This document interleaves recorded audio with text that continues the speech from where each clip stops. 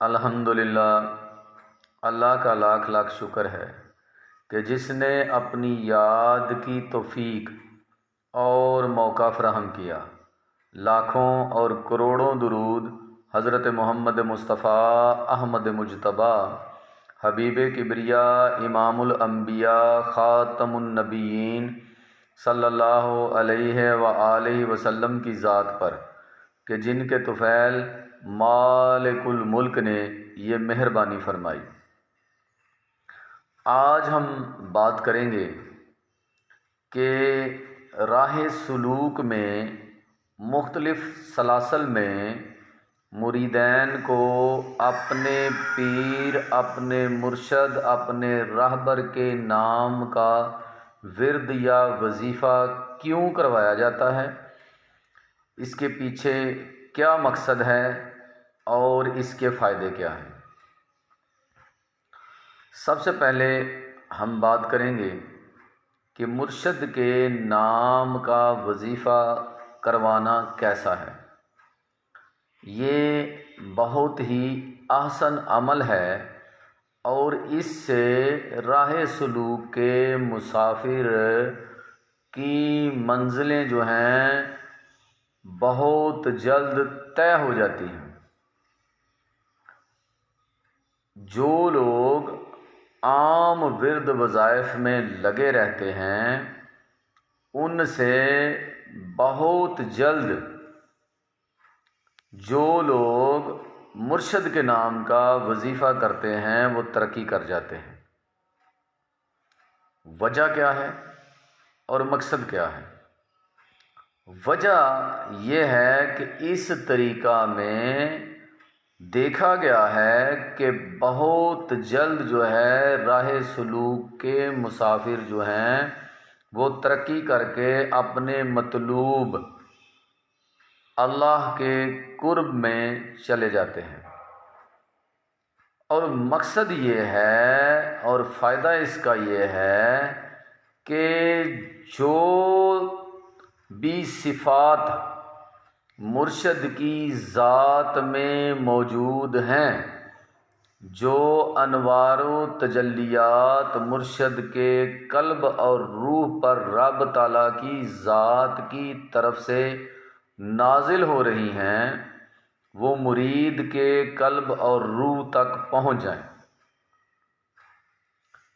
یہ اس کا سب سے بڑا فائدہ ہے اور یہی مقصد ہے کہ مرید جو ہے جب وہ اپنے مرشد کے نام کا ورد کرتا ہے تو مرشد کی ذات کی صفات جو ہیں وہ مرید کی ذات میں منتقل ہو جاتی ہیں، اور یہی اس کا سب سے بڑا فائدہ اور یہی اس کا سب سے بڑا مقصد ہے۔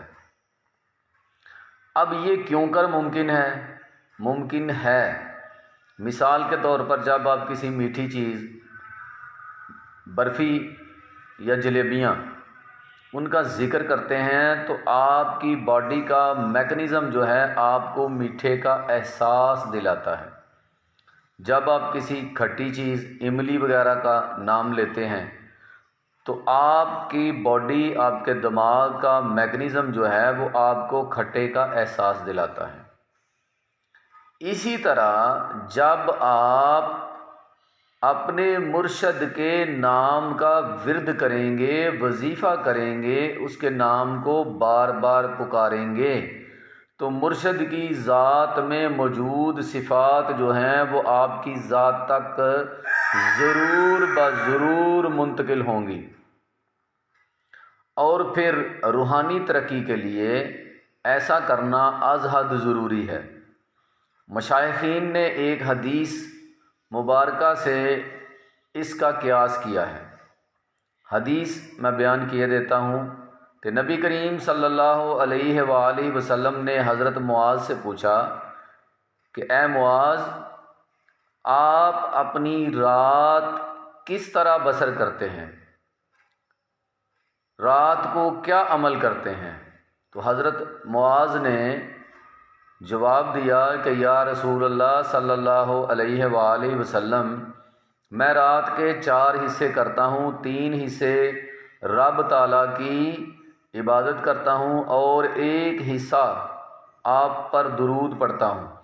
تو آپ نے کہا کہ ایسا کرو کہ اگر ممکن ہے، اگر ہو سکے تو درود پاک کی مقدار کو بڑھا دو۔ حضرت معاذ نے اس پر عمل کیا۔ کچھ وقت کے بعد رسول اللہ صلی اللہ علیہ وآلہ وسلم نے دوبارہ دریافت کیا تو حضرت معاذ نے فرمایا کہ اب میں آدھی رات جو ہے وہ رب کی عبادت کرتا ہوں اور آدھی رات جو ہے وہ آپ صلی اللہ علیہ وآلہ وسلم پر درود پڑھتا ہوں۔ رسول اللہ صلی اللہ علیہ وآلہ وسلم نے حضرت معاذ سے کہا کہ مزید ہو سکے تو درود پاک کو بڑھا دو۔ حضرت معاذ نے مقدار بڑھا دی اور رات کے 3 حصے درود پاک پڑھنے لگ گئے اور ایک حصہ جو ہے وہ اللہ کی عبادت کرنے لگ گئے۔ کچھ عرصے بعد رسول اللہ صلی اللہ علیہ وآلہ وسلم نے پھر دریافت کیا تو حضرت معاذ نے فرمایا کہ میں اب 3 حصے رات کے آپ پر درود پڑھتا ہوں اور ایک حصہ جو ہے وہ رب تعالیٰ کی عبادت کرتا ہوں۔ تو نبی کریم صلی اللہ علیہ وآلہ وسلم نے فرمایا کہ ہاں تم بہتر کام کرتے ہو، اب اسی طرح تم اپنی روٹین جو ہے وہ جاری رکھو۔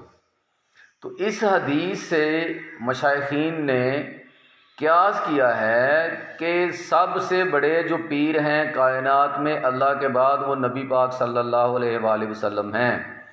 تو آپ نے رب کی عبادت کو کم کروا کے اپنی ذات پر درود جو ہے اس کو بڑھانے کا حکم دیا۔ اب اس کے پیچھے راز ہے، مقصد ہے کہ جب کوئی شخص نبی کریم صلی اللہ علیہ وآلہ وسلم کے نام کو بار بار پکارے گا، درود پاک میں کیا ہے؟ نبی پاک صلی اللہ علیہ وآلہ وسلم اور آپ کی آل کا نام ہے۔